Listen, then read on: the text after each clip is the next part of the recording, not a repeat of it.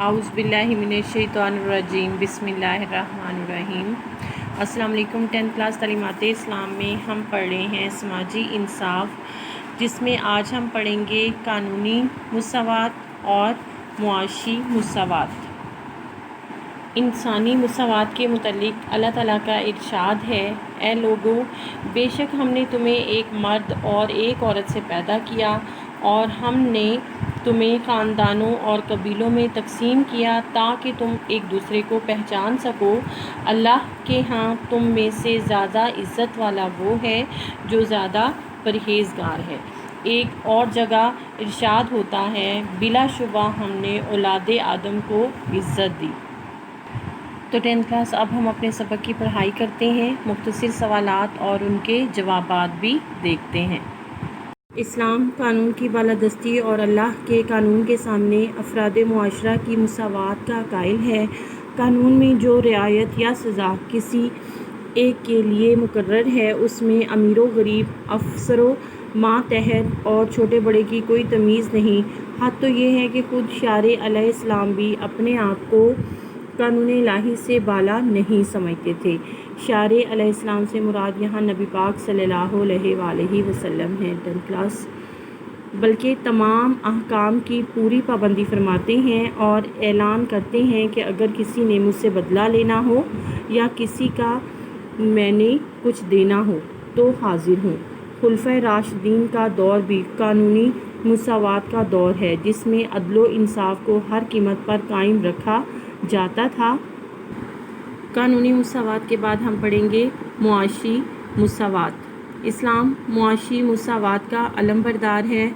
मुआशी मुसावात के मायने ये हैं कि मुआशरे में हर फ़र्द की बुनियादी ज़रूरतें पूरी हों और हर एक को यकसां वसाइल मुआश और रोज़ी कमाने के मौक़े हासिल हों।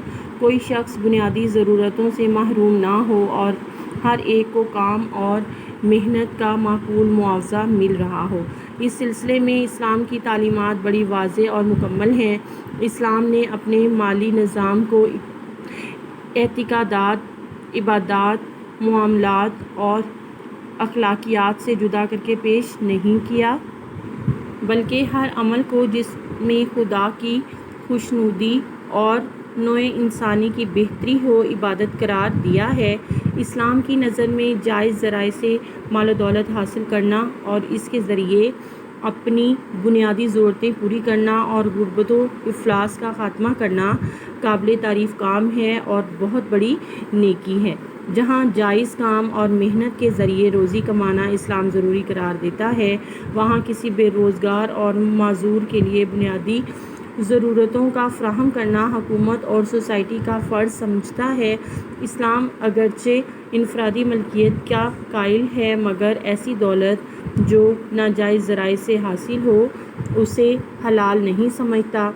इसी तरह जब वो दौलत एक हद से बढ़ जाए तो ज़कात की अदायगी वाजिब कर देता है और ज़कात के अलावा बवक़्त ज़रूरत हुकूमत को ये हक़ देता है कि मज़ीद टैक्स लगा कर तमाम अफरादे ममलकत की बुनियादी ज़रूरतें पूरी करने की ज़िम्मेदारी निभाए।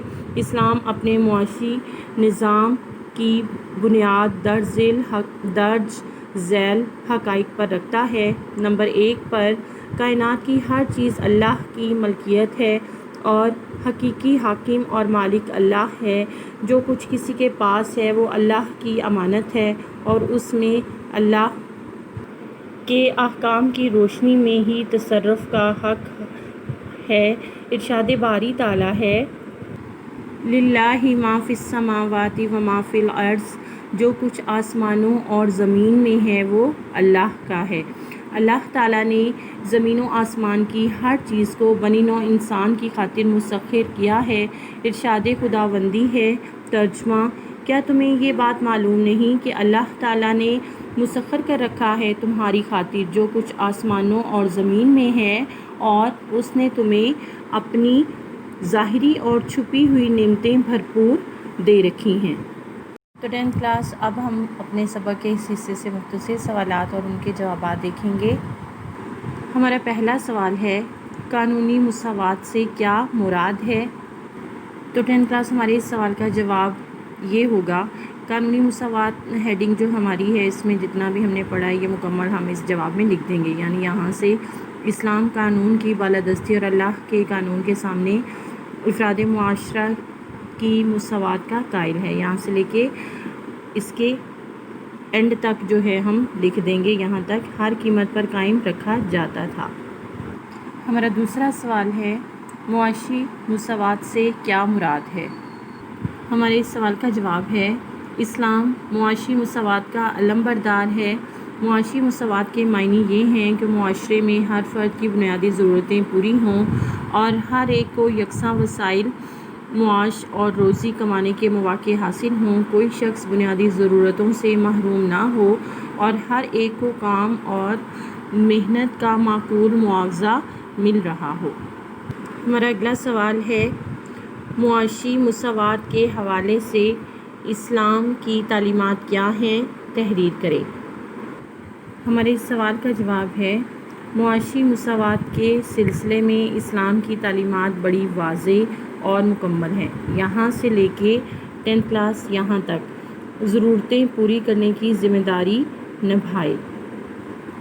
ہمارا اگلا سوال ہے اسلام اپنے معاشی نظام کی بنیاد کن حقائق پر رکھتا ہے اور ان میں سے کم از کم 2 حقائق تحریر کریں. ہمارے اس سوال کا جواب ہے اسلام اپنے معاشی نظام کی بنیاد درج ذیل حقائق پر رکھتا ہے. نمبر 1 پر کائنات کی ہر چیز اللہ کی ملکیت ہے اور حقیقی حاکم اور مالک اللہ ہے. جو کچھ کسی کے پاس ہے وہ اللہ کی امانت ہے اور اس میں اللہ کے احکام کی روشنی ہی میں تصرف کا حق ہے. ارشاد باری تعالیٰ ہے للہ ما فی السماوات وما فی الارض. ترجمہ جو کچھ آسمانوں اور زمین میں ہے وہ اللہ کا ہے. دوسرے نمبر پر اللہ تعالیٰ نے زمین و آسمان کی ہر چیز کو بنی نوع انسان کی خاطر مسخر کیا ہے. ارشاد خداوندی ہے. ترجمہ کیا تمہیں یہ بات معلوم نہیں کہ اللہ تعالیٰ نے مسخر کر رکھا ہے تمہاری خاطر جو کچھ آسمانوں اور زمین میں ہے اور اس نے تمہیں اپنی ظاہری اور چھپی ہوئی نعمتیں بھرپور دے رکھی ہیں. 10 کلاس اجازت دیجیے آج کے لیے اتنا ہی. کل اپنے اگلے سبق کے ساتھ انشاءاللہ پھر ملیں گے. تو کل تک کے لیے اللہ حافظ.